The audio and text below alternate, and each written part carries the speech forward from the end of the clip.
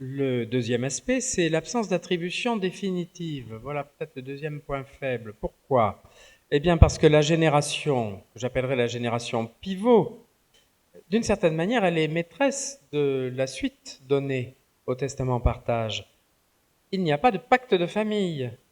Elle n'y aura pas consenti du vivant du décujus. Après la mort, c'est un peu elle qui décidera du sort du donation-partage parce qu'elle jouera un rôle déterminant. Que peut faire l'héritier de la génération intermédiaire, hein? Vous avez une génération 1, une génération 2 et une génération 3. Nous parlons de la génération 2, celle qui fait le pivot de la transgénérationnelle, quelle qu'elle soit. Qu'est-ce qu'il peut faire, cet héritier? Il pourrait, d'une manière ou d'une autre, remettre en question le testament partage transgénérationnel. Alors, il y a une première question qui me trouble, donc je vous livre mon trouble sans vous donner forcément la solution, c'est le problème de la représentation en général, qui peut résulter soit du prédécès, hein, avant que le testament partage n'ait été rectifié par celui qui n'aura pas souscrit l'abonnement correspondant, le prédécès de la génération 2 au testateur copartageant.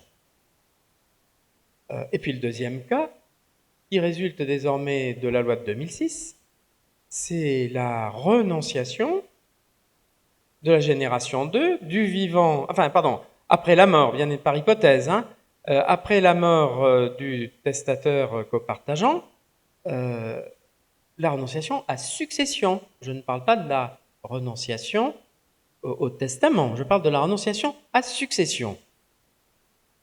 Donc nous sommes là dans des cas qui sont des cas répertoriés de représentation. Quels sont les effets du prédécès ou de la renonciation sur le testament partage? Cette question n'est pas forcément agitée souvent. Alors, le décès prématuré, première remarque. Ben, de toute évidence, ce n'est pas une manœuvre destinée à contrer les volontés du décujus. Vous êtes d'accord avec moi? On ne se suicide guère pour contrarier son père, dont on sait qu'il a consenti un testament partage qu'on réprouve. Il y a des tas de raisons pour mettre fin à ces jours, mais celle-là n'est pas la plus répandue, si vous voulez, hein. Déjà, il faudrait avoir connaissance du testament partage, ce qui n'est pas donné à tout le monde. Nous faisons partie tous d'un petit club de privilégiés, ceux qui en ont entendu parler. Bon. Alors, qu'est-ce qui se passe? Ben, écoutez, dans un testament partage ordinaire, le prédécès du copartagé appelle ses propres enfants par le jeu de la représentation dans la succession du grand-parent copartageant. On pourrait se dire, finalement, rien de plus simple.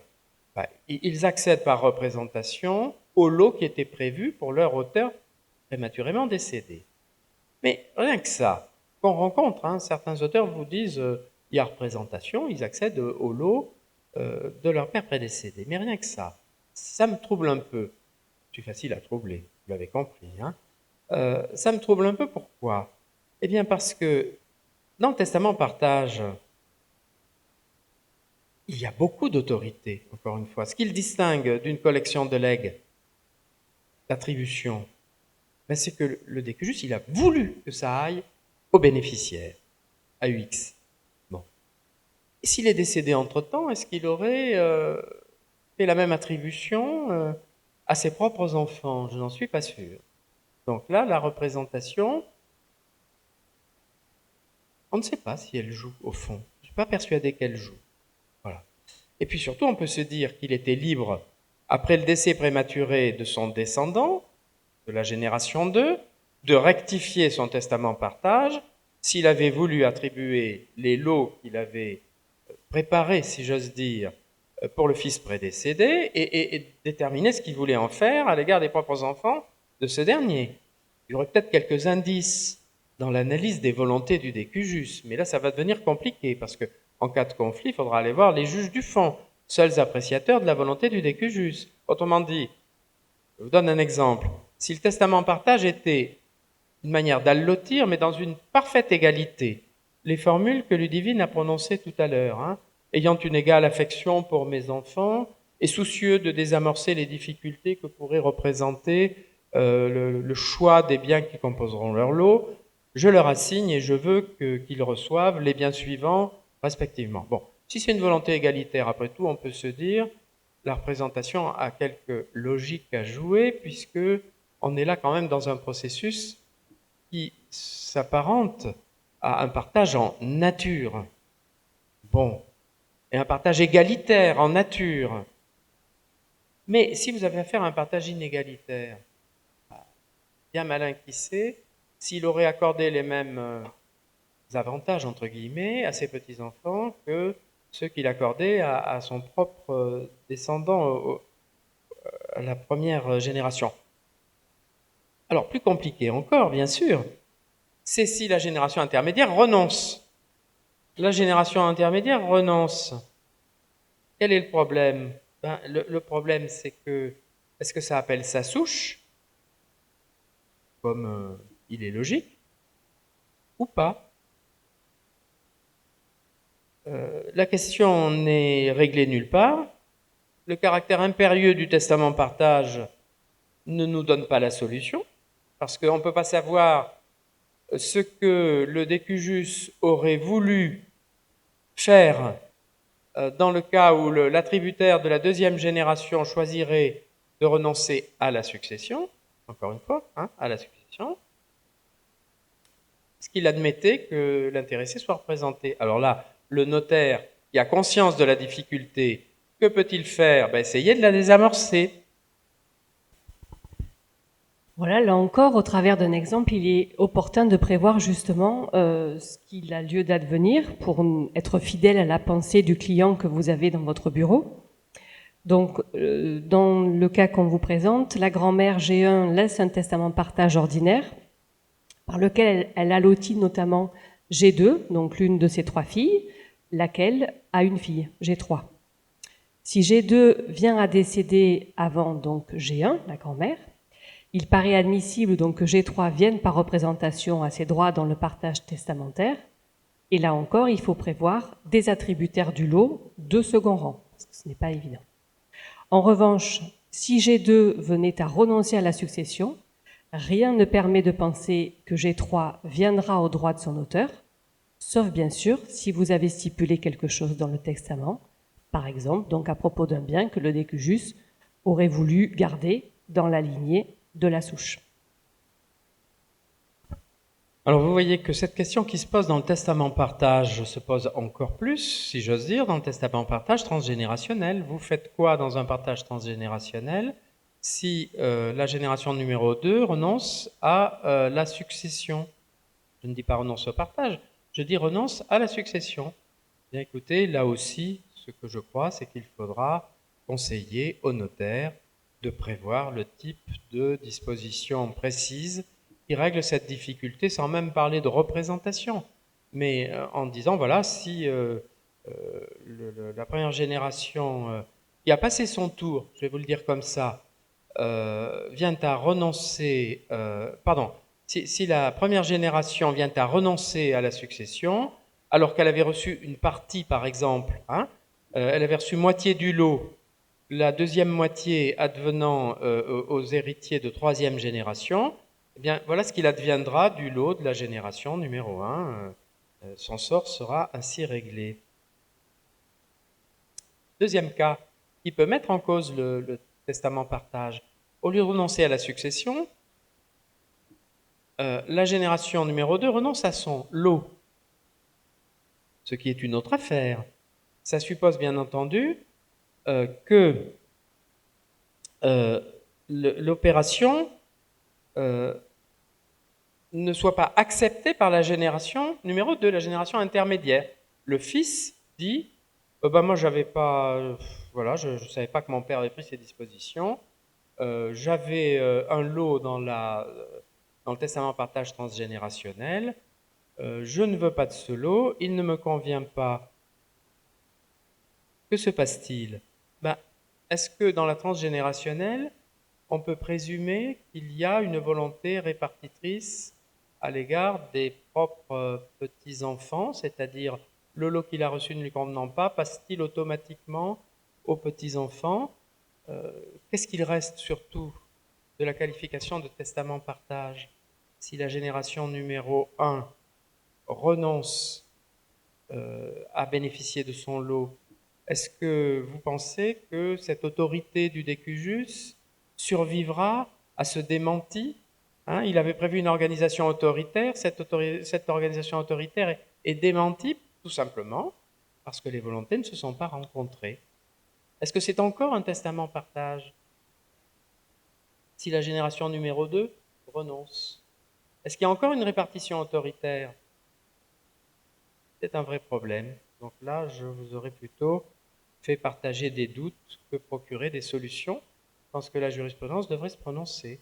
Il peut y avoir un testament partage dont l'organisation autoritaire est à la merci, y compris lorsqu'elle est prévue sur 3 générations, de la réaction de la première génération, enfin de la deuxième génération, j'en suis pas sûr. Alors on peut se consoler en se disant qu'il y a une utilité marginale, du flou qui règne un peu sur ce testament partage transgénérationnel. Pourquoi une utilité marginale? Eh bien parce qu'il y a un régime juridique dont on ne connaît pas tous les tenants et les aboutissants, et sans doute aussi parce que, d'un point de vue pratique, le champ est restreint de l'utilité de ce testament partage. Un régime juridique incertain en quoi? Sur la réduction, quelques questions restent en suspens. Pourquoi? Eh bien parce qu'il y a une collision d'une certaine manière entre l'intuitus personné qui caractérise l'allotissement et la logique de souche, mais d'une souche qui n'a pas été consentie. Les titulaires de l'action, ce sont les réservataires, vous êtes d'accord avec moi? Qui est titulaire de l'action en réduction? Ce sont les réservataires.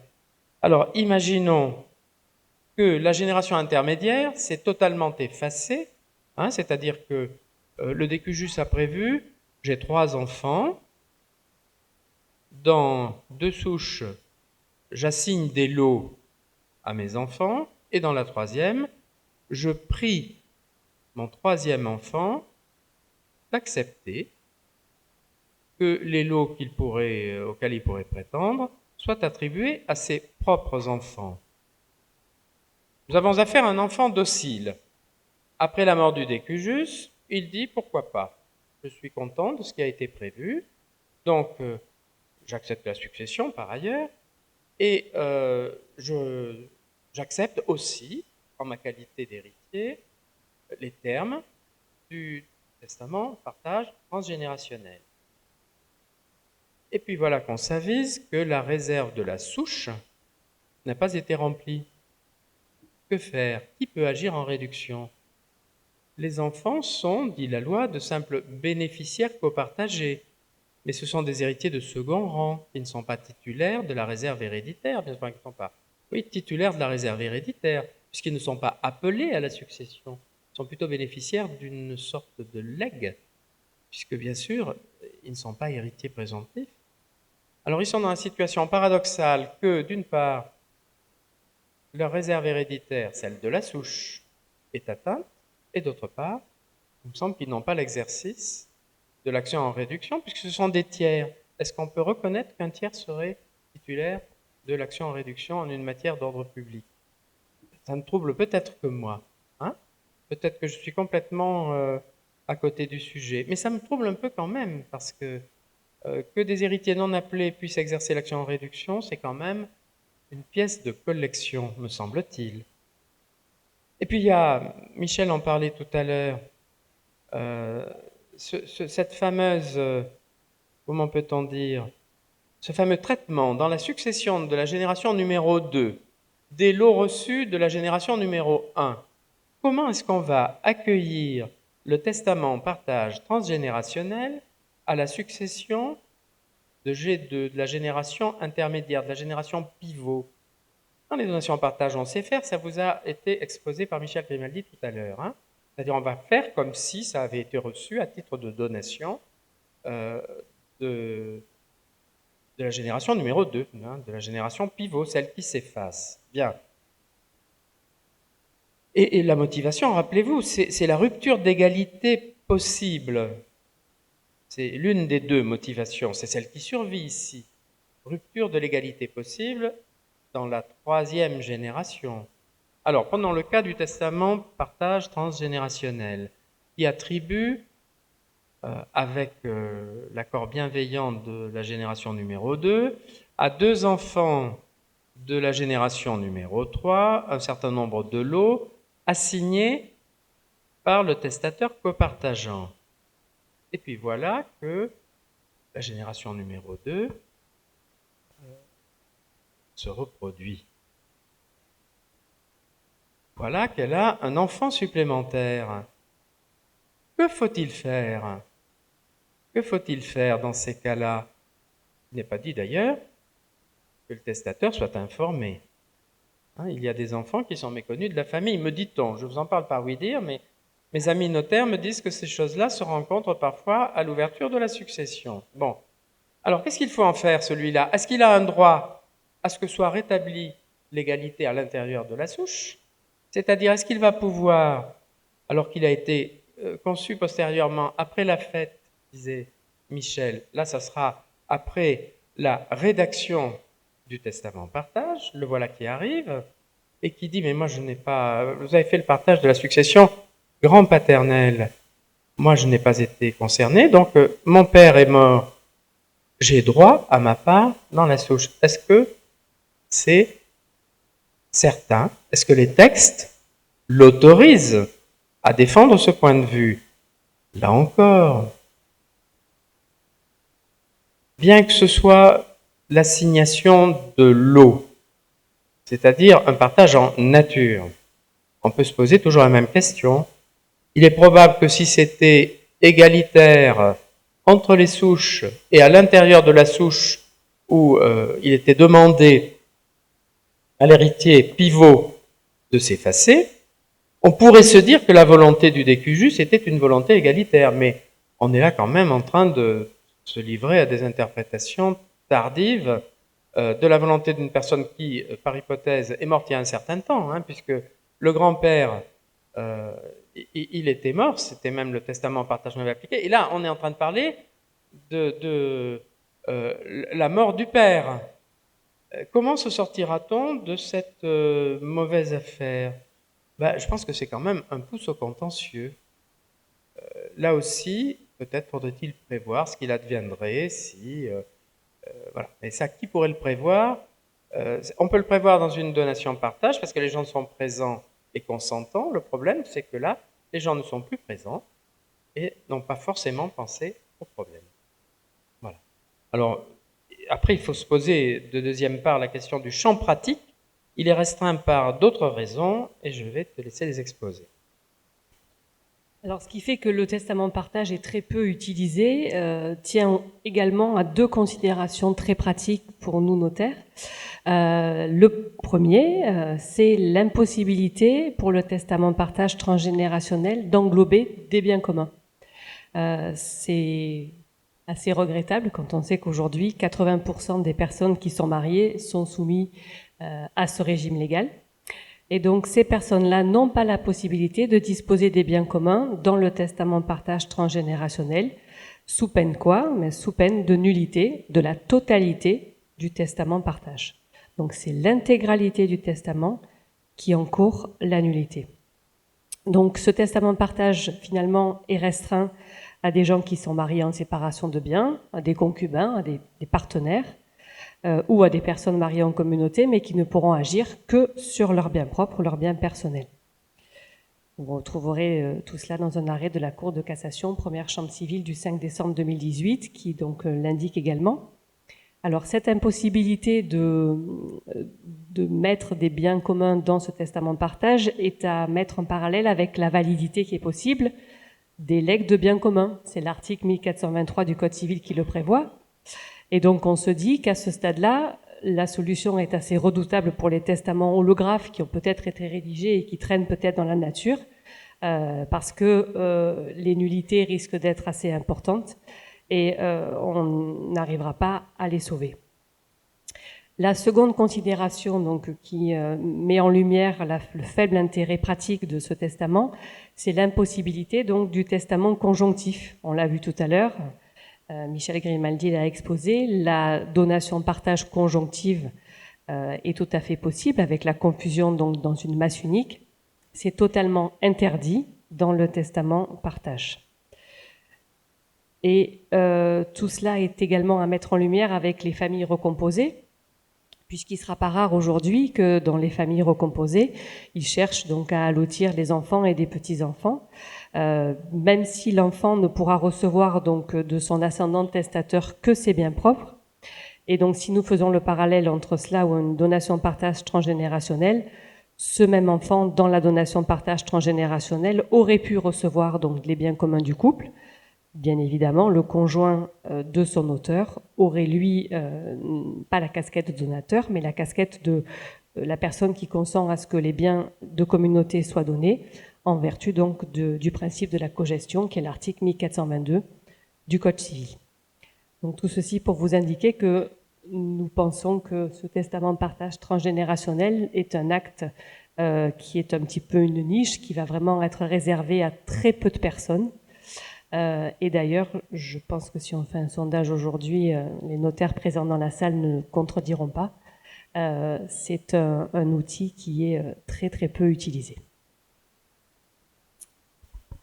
Voilà, vous avez compris de quoi ça procède. Ça procède de ce rendez-vous manqué entre les volontés, d'une part, de quelques incertitudes juridiques, d'autre part, et du fait que 80% des gens étant mariés sous la communauté, qui représente souvent 80% de leur patrimoine, ça éliminera du testament partage tout court et du testament partage transgénérationnel une bonne partie de leur patrimoine, d'où la remarque qu'il s'agit assurément d'un acte de niche, entre guillemets.